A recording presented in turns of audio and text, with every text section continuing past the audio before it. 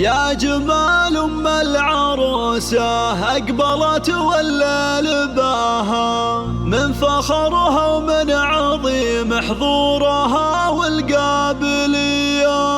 خلوا العود تعالى قبلها وتالي خطاها، واخلوا الميدان خلوها تسلطن كالعبية.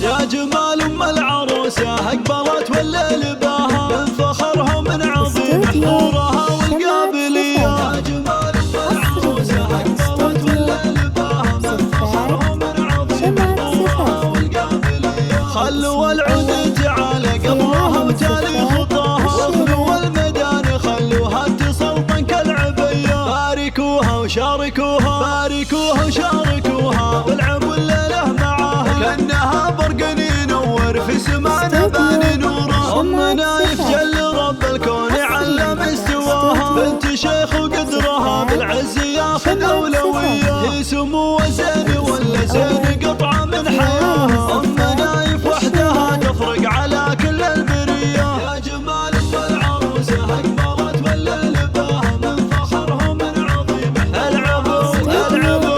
يا عروستنا جباهي وفخري بين القبايل، وفخري باخوانك اللي منبع الطيب وجذوره. والبسي ثوب السعادة والفرح جعله دليل، يا عسى ثوب السعادة ينبت بدربك زهوره. الركادة والذرابة في محاسنها سوية، ألف مبروك وعسى التوفيق مستقبل هناها. يا عسى ثوب السعادة ينبت بدربك زهوره. يا جمال أم العروسة أقبلت ولا لباها، من فخرها ومن عظيم حضورها والقابلية. واحكمي معنى القصيدة واكتبي باسم العروسة، خلي حروف المعاني تبدي القلب شعوره. والقصيدة اليوم غنى في جزيلة المثايل، ترجم احساس التهاني في حروفه وقصوره. بنت ابوها اللي تربت على قبو المقدرية، تعتزي باخوانها وارواحهم ترخص فداها. الصقور اللي تزايد فخرهم طيب وحمية. يا جمال أم العروسة أقبلت ولا لباها، من فخرها ومن عظيم حضورها والقابلية. خلوا العود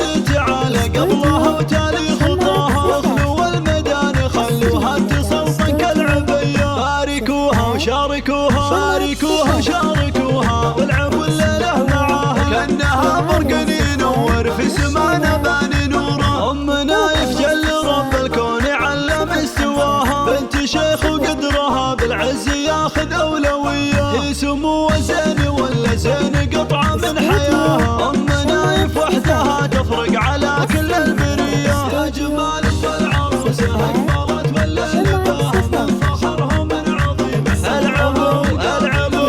يا عروستنا جباهي وفخري بين القبايل، وفخري باخوانك اللي منبع الطيب وجذوره. والبسي ثوب السعادة والفرح جعله دليل، يا عسى ثوب السعادة ينبت بدربك زهوره. الركادة والذرابة في محاسنها سوية، ألف مبروك وعسى التوفيق مستقبل هناها. يا عسى ثوب السعادة ينبت بدربك زهوره. يا جمال أم العروسة أقبلت ولا لباها، من فخرها ومن عظيم حضورها والقابلية. واحكمي معنى القصيدة واكتبي باسم العروسة، خلي حروف المعاني تبدي القلب شعوره. والقصيدة اليوم غنى في جزيلة المثايل، ترجم احساس التهاني في حروفه وقصوره. بنت ابوها اللي تربت على قبو المقدرية، تعتزي باخوانها وارواحهم ترخص فداها. الصقور اللي تزايد فخرهم طيب وحمية. نطلب الله نطلب الله نطلب الله يديم فرحتكم ويعطيكم فداها، والسعادة يا عساها بعمركم دايم